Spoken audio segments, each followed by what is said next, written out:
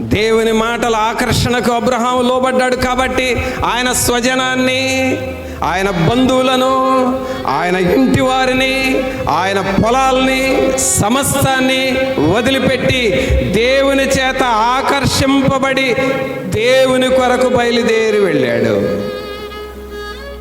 ఫరో ఇంటిలో మోషే పెరుగుతున్నాడు. ఆ ఫరో ఇంటిలో రాజకుమారుడిగా బ్రతుకుతున్నాడు. చాలా హోదా ఉంది, చాలా డబ్బు ఉంది, చాలా అధికారం ఉంది, చాలా హోందాతనం ఉంది. కానీ అదంతా వదిలిపెట్టుకొని నా ప్రజలతో కలిసి శ్రమ అనుభవిస్తాను.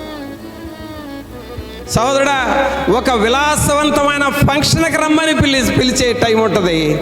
అదే సమయంలో మోకాళ్ళ మీద దేవుని సన్నిధిలో ప్రార్థన చేసే టైం ఉంటుంది. దేనికి నువ్వు ఆకర్షితుడు అవుతున్నావు?